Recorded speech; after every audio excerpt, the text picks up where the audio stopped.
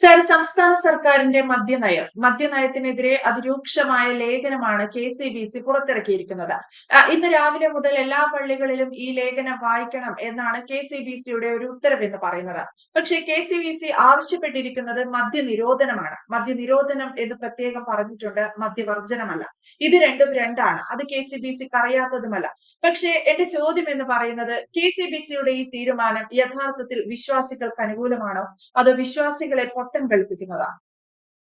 ഇതിനകത്ത് ആ ഒരു ചോദ്യത്തിന് തന്നെ പ്രസക്തിയില്ല. കാരണം കഴിഞ്ഞ 50 വർഷമായിട്ട് ഒരു പോളിസിയിലും KCBC സത്യസന്ധമായ നിലപാട് എടുത്തിട്ടില്ല. KCBC ജനങ്ങളെ പറ്റിക്കുന്ന ഒരു നിലപാട് തന്നെയാണ് എല്ലായ്പ്പോഴും എടുത്തിരിക്കുന്നത്. ഒരു 3-4 ഉദാഹരണം ഞാൻ പറയാം. ആദ്യത്തെ ഉദാഹരണം, ദളിത് ക്രിസ്ത്യാനികൾക്ക് സംവരണവും ആനുകൂല്യങ്ങളും വേണമെന്നും പറഞ്ഞ് ഒരു 1970 തുടങ്ങി ഇവർ ഭയങ്കര ബഹളമെല്ലാം ഉണ്ടാക്കിയിട്ട് അവസാനം ഒരു രാഷ്ട്രീയ കക്ഷി സമ്മതിക്കാൻ ഇവരെന്ത് ചെയ്യുന്നു ചോദിച്ചാൽ, ഈ ദളിത് ക്രിസ്ത്യാനികളെ എല്ലാം കെട്ടിവലിച്ച് ഡൽഹിക്ക് കൊണ്ടുപോയി. അന്ന് കേരള എക്സ്പ്രസ് അല്ല, KK express, Kerala Karnataka express എന്ന് പറയുന്ന ഒരു ട്രെയിനാണ്. ഒറ്റ വലിച്ചു കെട്ടി ഇവരെല്ലാം അവിടെ കൊണ്ടുപോയി ഡൽഹിയിൽ ജന്തർ മന്ദറിൽ ഇറക്കി സമരം തുടങ്ങി.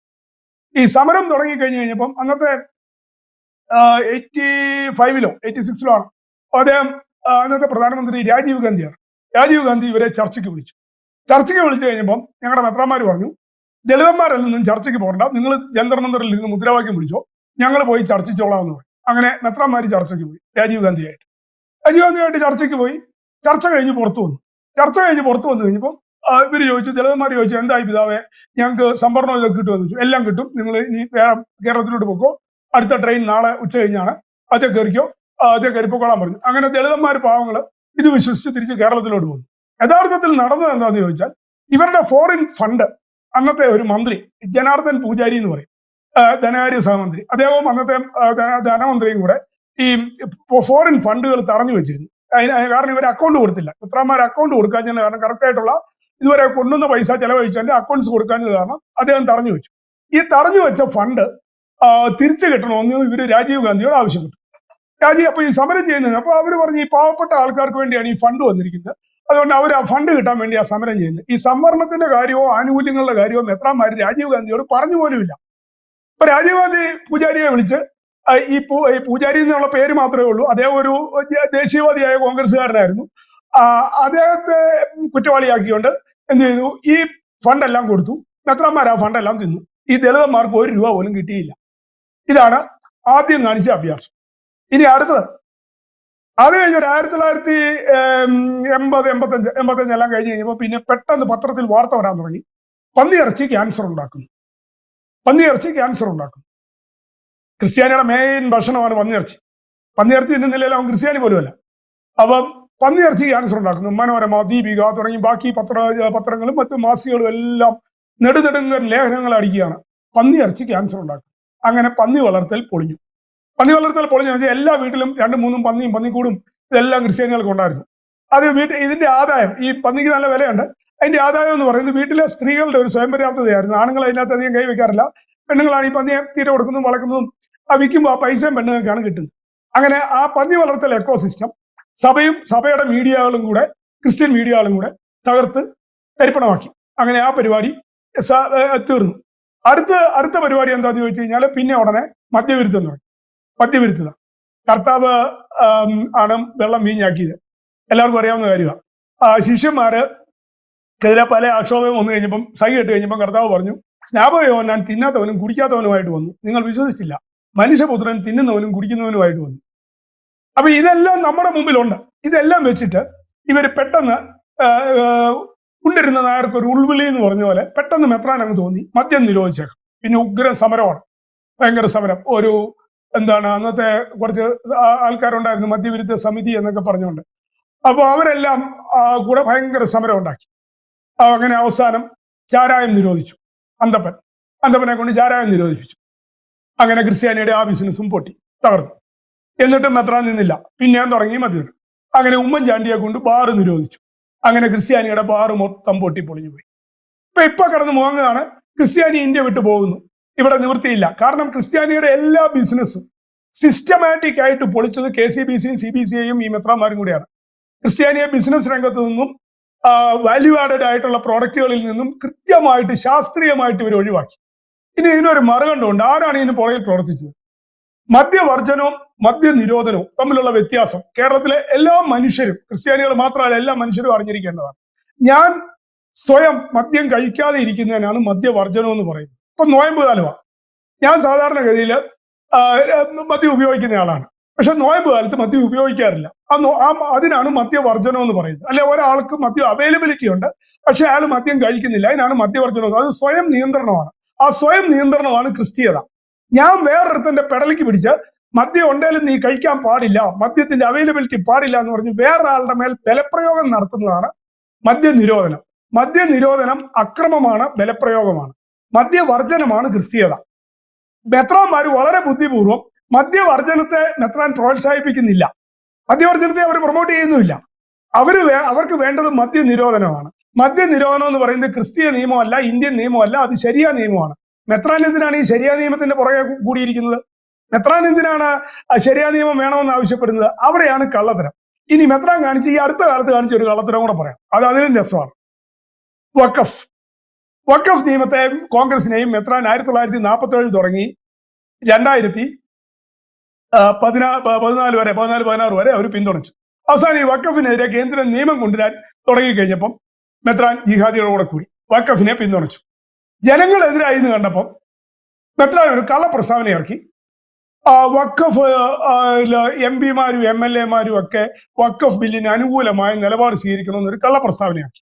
പക്ഷെ MP-മാര് പാർലമെന്റിലും, കേരളത്തിലെ ക്രിസ്ത്യൻ MP-മാരും UDF LDF MP-മാരും പാർലമെന്റിൽ വഖഫ് ബില്ലിനെതിരെ ജിഹാദികൾക്ക് വേണ്ടി വോട്ട് ചെയ്തു.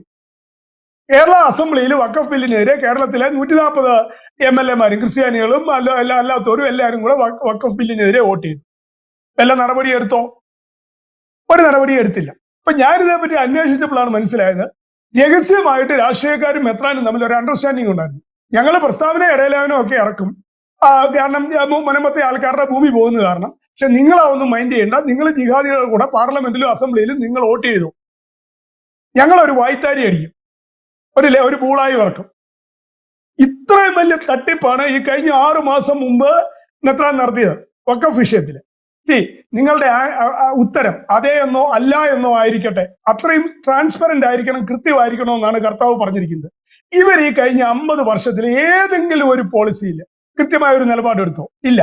2006-2011 സഭയുടെ സ്ഥാപനങ്ങളെ കംപ്ലീറ്റ് SFI-യും ഫസൽ ഗഫൂറും മീഡിയക്കാരും LDF-ഉം UDF-ഉം ചേർന്ന് സ്വാശ്രയ പ്രശ്നത്തിൽ അധിക്ഷേപിച്ചു. സഭയുടെ സ്ഥാപനങ്ങൾ മോശമാണെന്ന് മീഡിയ ചർച്ചകൾ ഏഷ്യാനെറ്റ് വിനുവിന്റെ നേതൃത്വത്തിൽ ചർച്ചിച്ച് ഹൈബി ഈഡൻ തുടങ്ങിയുള്ള ആൾക്കാരെല്ലാവരും കൂടെ ചേർന്ന് സഭയുടെ സ്ഥാപനങ്ങളെ ആക്ഷേപിച്ചു. സഭ ഉടനെ എന്ത് ചെയ്തു? എക്യുമെനിക്കൽ കൗൺസിൽ ഉണ്ടാക്കിയിട്ട് വല്ലതും ചെയ്യാൻ പറ്റുമോ? ഒന്നും ചെയ്യാൻ പറ്റിയില്ല. അവസാനം മോഡി ഗവൺമെന്റ് 2015 നീറ്റ് കൊണ്ടുവന്നു കഴിഞ്ഞപ്പം എല്ലാ സമരവും തീർന്നു, നിന്നുപോയി. SFI-യും ഇല്ല, KSU-യും ഇല്ല, LDF-ഉം ഇല്ല, UDF-ഉം ഇല്ല. എന്നിട്ട് എന്ത് ചെയ്തു? നീറ്റിനെതിരെ കേസ് കൊടുത്തു, അതും പൊളിഞ്ഞു. ആരാ കേസ് കൊടുത്തത്? Vellore CMC medical college, Christian medical college. നീറ്റിനെതിരെ കേസ് കൊടുത്തവർ. ഇവിടെ സോഷ്യൽ ജസ്റ്റിസ് വേണമെന്നും പറഞ്ഞ് സമരം ചെയ്തവരെല്ലാവരും നീറ്റ് വന്നു കഴിഞ്ഞപ്പം അതിനെതിരെ കേസ് കൊടുത്തു. സ്റ്റാലിൻ തോറ്റുപോയി. തമിഴ്നാട് കോടതി പറഞ്ഞു നീറ്റ് മതി എന്ന് പറഞ്ഞു. അപ്പൊ ഈ നിങ്ങൾ ഏത് സബ്ജക്ട് എടുത്തു, KCBC ഒരിക്കലും സത്യത്തിന്റെ കൂടെ നിന്നിട്ടില്ല.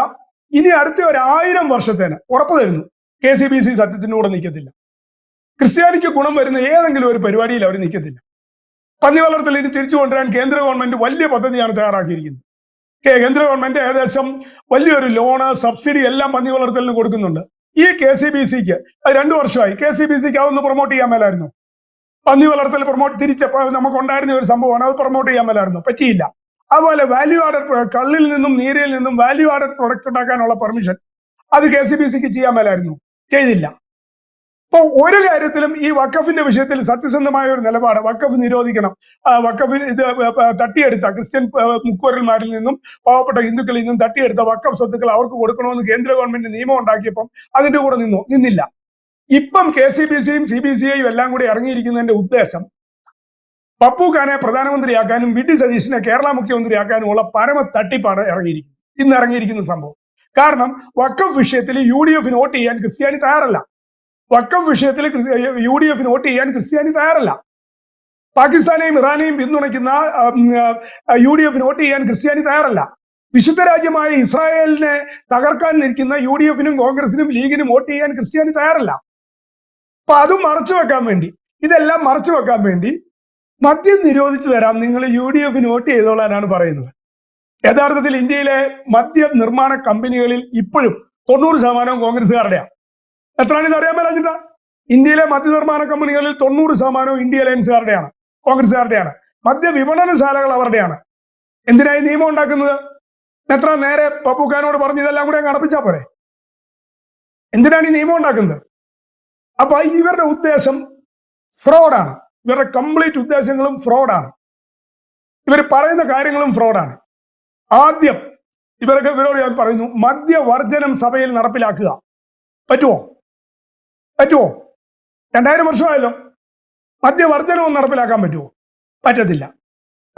അവനവന്റെ കണ്ണിലെ തടിയെടുക്കാതെ മറ്റവന്റെ കണ്ണിലെ കരടെടുക്കാൻ പോകരുതെന്നാണ് കർത്താവ് പറഞ്ഞിരിക്കുന്നത്. അപ്പൊ സ്വന്തം സഭയിൽ ഈ മദ്യവർജനം ഒന്ന് നടപ്പിലാക്കുക. അത് കഴിഞ്ഞിട്ട് ബാക്കിയുള്ളവന്റെ കഴുത്തിന് പിടിക്കാം. പിന്നെ 1970 തുടങ്ങി Arab fund, Gulf fund, petrol dollar ഒക്കെ വരുന്നുണ്ട്. അപ്പൊ ഈ ശരിയാ നിയമം ഇംപ്ലിമെന്റ് ചെയ്യാൻ കൂട്ടി നിൽക്കുകയാണെങ്കിൽ ഇച്ചിരി ഫണ്ട് കിട്ടും. അതിനാണ് ഈ ദീപികയും മനോരമയും സഭയെല്ലാം ശരിയാ നിയമം ഇംപ്ലിമെന്റ് ചെയ്യണമെന്ന് പരസ്യമായിട്ട് പറയാതെ മദ്യനിരോധനം വേണം, പന്നി വളർത്തൽ നിരോധനം വേണം, വഖഫ് വേണം, അങ്ങനെ കംപ്ലീറ്റ് ശരിയാ നിയമത്തെ ബാക്ക് ഡോറിൽ കൂടെ കേരളത്തിൽ ഇംപ്ലിമെന്റ് ചെയ്യുക എന്നുള്ള വളരെ ഗൂഢമായ രാജ്യവിരുദ്ധ അജണ്ടയാണ് ഇതിൻ്റെ അകത്തുള്ളത്. ഇന്ത്യക്ക് ഒരു ഭരണഘടനയുണ്ട്. ആ ഭരണഘടനയെ അട്ടിമറിച്ച് ശരിയാ നിയമത്തെ കേരളത്തിൽ ബാക്ക് ഡോറിൽ കൂടെ കൊണ്ടുവരാനുള്ള പ്രവർത്തനമാണ് കഴിഞ്ഞ 50 വർഷമായിട്ട് ഇവർ നടത്തുന്നത്. 1-2 ദിവസമല്ല നടത്തുന്നത്. അതെല്ലാം എന്താണേലും ഇവരുടെ ഈ തിലകൻ സിനിമയിൽ പറയുന്ന പോലെ ഇത്രയും ധൈര്യം ഞാൻ എൻ്റെ ചാൾസ് ശോഭരാജിൽ മാത്രമേ കണ്ടിട്ടുള്ളൂ എന്ന് പറയുന്ന പോലെ ഇത്രയും സോഷ്യൽ മീഡിയയും കാര്യങ്ങളും മുന്നോട്ട് നീങ്ങിയ ഒരു സമയത്ത് ഇങ്ങനെ ഒരു കള്ള ഇടയലേഖനവുമായിട്ട് മുന്നോട്ട് വരാൻ KCBC-ക്കും CBCIക്കും കാണിച്ച ധൈര്യത്തെ അഭിനന്ദിച്ചേ പറ്റത്തുള്ളൂ. ഇപ്പൊ ഒത്തിരി കൊമേഡിയന്മാരൊക്കെ അതിൻ്റെ അകത്തുണ്ടെന്നാണ് പറയപ്പെടുന്നത്. നേതാക്കന്മാരൊക്കെ കൊമേഡിയന്മാരാണെന്നാണ് പറയുന്നത്. ഇനി കൊമേഡിയന്മാരുടെ വർക്കാണോ എന്നും എനിക്കറിയില്ല. എന്താണെങ്കിലും ഈ തട്ടിപ്പിന് വിവരമുള്ള ഒരുത്തനും കൂട്ടു നിൽക്കത്തില്ല. നോയമ്പ് ഈസ്റ്റർ വരികയാണ് ഏപ്രിൽ 5-ാം തീയതി. ഈ ഏപ്രിൽ 5-ാം തീയതി കൃത്യമായിട്ട് എല്ലാ ക്രിസ്ത്യാനികളും സുഖമായിട്ട് 2 ലാർജ് അടിച്ച് ഈസ്റ്റർ ആഘോഷിക്കും. അതിനൊരു തർക്കവും വേണ്ട. ഏത് മെത്രാൻ പറഞ്ഞാലും ഈസ്റ്ററും ക്രിസ്മസും ഒക്കെ ഞങ്ങൾ ആഘോഷിക്കും. അതിനകത്ത് ഒരു വ്യത്യാസവും ഇല്ല. ശരിയാ നിയമമൊക്കെ മെത്രാന്മാരുടെ വീട്ടിൽ കൊണ്ടു വെച്ചോണ്ടാൽ മതി. അതിവിടെ ഇന്ത്യൻ ഭരണഘടന ഉള്ളിടത്തോളം കാലം നടക്കത്തില്ല. അതുകൊണ്ട് മദ്യനിരോധനം എന്ന് പറയുന്ന കള്ളപ്പരിപാടി UDF-ന് വോട്ട് പിടിക്കാനുള്ള ഒരു തെമ്മാടിത്തരമാണ്. ആണ് അതിന്റെ കാര്യം. യെസ്, എന്തായാലും സാർ സൂചിപ്പിച്ചതുപോലെ മദ്യവർജനമല്ല, മദ്യനിരോധനം തന്നെയാണ് KCBC വ്യക്തമാക്കിയിരിക്കുന്നത്. ഇത് കോൺഗ്രസിനെ സഹായിക്കാൻ വേണ്ടിയാണോ, അല്ലെങ്കിൽ ഇസ്ലാം മതവിശ്വാസത്തെ അല്ലെങ്കിൽ അത്തരത്തിലുള്ള ആളുകളെ ഒക്കെ സഹായിക്കാൻ വേണ്ടിയാണോ എന്ന ചോദ്യമാണ് ബാക്കിയാകുന്നത്. എന്തുകൊണ്ടാണ് KCBC തുടർച്ചയായി ഇത്തരത്തിൽ ക്രിസ്തുമത വിശ്വാസത്തിലുള്ളവർ പുലർത്തുന്ന വ്യാപാര സ്ഥാപനങ്ങൾ അല്ലെങ്കിൽ വ്യാപാര മേഖലകൾ ഇവയ്ക്ക് നേരെ നിർദാക്ഷിണ്യം കണ്ണടയ്ക്കുന്നത് എന്നതൊരു വലിയ ചോദ്യമാണ്. എന്തായാലും KCBC ഇന്ന് പള്ളികളിൽ വായിക്കണം എന്ന് പറഞ്ഞ് പുറത്തിറക്കിയ ലേഖനത്തിൽ മദ്യനിരോധനം എന്ന് തന്നെയാണ് വ്യക്തമായി പറഞ്ഞിരിക്കുന്നത്, മദ്യവർജനം എന്നല്ല. അതുകൊണ്ട് കൂടിയാണ് KCBC ചോദ്യം ചെയ്യപ്പെടുന്നത്. വ്യക്തമാണ്. Thank you Stanley sir. കൂടുതൽ വാർത്തകളും വിശേഷങ്ങളും നിങ്ങളിലേക്ക് എത്താൻ ABC മലയാളം സബ്സ്ക്രൈബ് ചെയ്യുക, ബെൽ ബട്ടണും അമർത്തുക.